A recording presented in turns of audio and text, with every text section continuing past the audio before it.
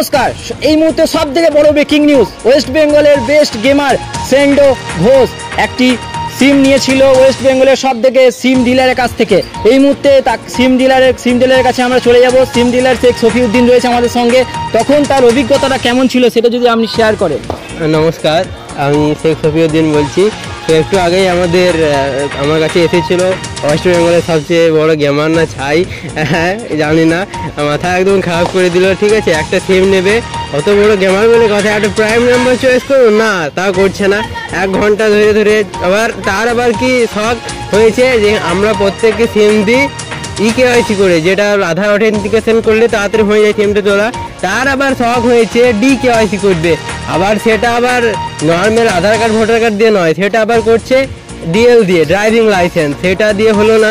তারপরে অনেকবার চেষ্টা করলাম, তারপরে একটা সিম দিয়েছি ওকে কোনোরকম। ঠিক আছে, সো ধন্যবাদ সবাইকে। তো এই মুহূর্তে আমরা শুনে নিলাম যে সিম ডিলার তার বক্তব্য শুনিলাম। এবার আমরা চলে যাব সেন্ডো ঘোষের কাছে। সেন্ডো ঘোষ যিনি কিনেছেন সিমটি, তার কাছে আমরা চলে যাব। এবার তার বক্তব্য নেব যে তিনি তখনকার তার অভিজ্ঞতাটা কেমন লাগলো সেটা আমরা জানবো। হ্যাঁ, তো বড় সিম ডিলার যেটা বলছেন, বড় সিম ডিলার না সিম ব্ল্যাকার সেটা আমি ঠিক জানি না। ঠিক আছে, আমার তো দেখে মনে হলো সব ব্ল্যাকেই বিক্রি করে বেশিরভাগ। ঠিক আছে, তো যাই হোক, তো সফিউদ্দিন মানে সফি বাবু আর কি। ঠিক আছে, তো উনি আমাকে একটা সিম দিয়েছেন। এত অধৈর্য লোক মাইরি আমি বাপের জন্মে দেখি নাই, পরিষ্কার কথা বলছি। একটা সিম দিতে কারো 1.5 ঘন্টা লাগে, একটা সিম দিতে। আপনি আমাকে বলুন, আরও তো অনেকজন ছিল, আমি তাদের কাছ থেকে নিলাম না কেন?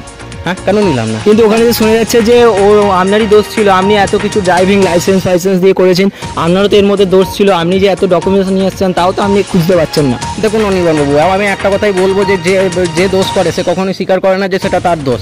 বরং আমি কাস্টমারের উপর দোষ চাপিয়ে দিচ্ছে। সে কেমন ডিলার, সে ডিলার না সিম ব্ল্যাকার, সেটা নিয়ে আমার সন্দেহ থাকছে এখনও।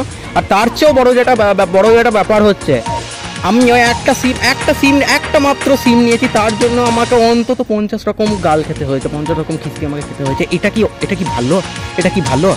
আর কোনোদিন ওর কাছ থেকে আমি সিম নেবো? তাও তো আমি ওকে পয়সা দিই নাই, জানেন, পয়সা দিই নাই। তো এই মুহূর্তে আমরা কথা বলে নিলাম বিশিষ্ট গেমার, পশ্চিমবঙ্গের বিশিষ্ট গেমারের কাছ থেকে যে তার কীরকম তার অভিজ্ঞতাটা। তো আমরা পরবর্তী সময়ে আমরা এই আপডেটে থাকবো। তো আমরা এই মুহূর্তে বিরতি নিচ্ছি।